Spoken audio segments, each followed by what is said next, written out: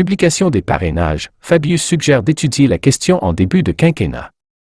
Le président du Conseil constitutionnel, Laurent Fabius, a suggéré mardi que la question controversée de la publication des noms des élus accordant leur parrainage à un candidat à l'Élysée soit examinée en début de quinquennat plutôt qu'à la fin.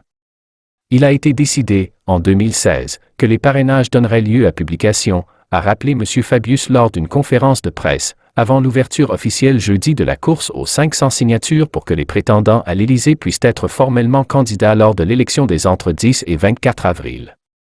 C'est ce qui a été fait en 2017 et, cette fois-ci, le texte n'ayant pas été modifié, c'est la même pratique qui s'appliquera, a-t-il assuré, reconnaissant que la publication en ligne des noms des maires et des élus qui accordent leur signature à un candidat donne lieu à contestation, en allusion à la demande de plusieurs candidats que cette signature soit anonyme. Mais je dirais qu'il serait sans doute de bonne pratique démocratique que cette question, qui revient quand même à chaque fois, si elle doit être examinée et tranchée, le soit plutôt en début de mandat qu'à la fin lorsque l'on bute sur les délais, a suggéré le président du Conseil constitutionnel, chargé de vérifier la validité des parrainages.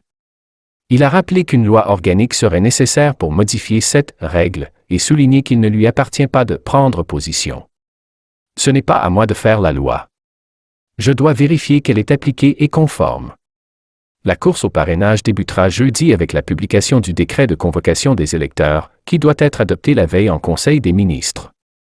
Les près de 42 000 élus, dont environ 34 000 maires, habilités à parrainer un candidat auront jusqu'au vendredi 4 mars à 18 h pour les transmettre, par voie postale, exclusivement au Conseil constitutionnel. Cette période sera d'un peu plus de 5 semaines, plus longue qu'en 2017 où elle avait été de 3 semaines, a souligné M. Fabius, précisant qu'il proclamera lui-même la liste définitive des candidats le lundi 7 mars. Comme lors de chaque présidentielle, de nombreux candidats se plaignent publiquement de manquer de signatures, la RN Marine Le Pen, le LFI Jean-Luc Mélenchon ou encore le souverainiste Nicolas Dupont-Aignan ont récemment révélé qu'ils n'avaient pas encore les 500 parrainages.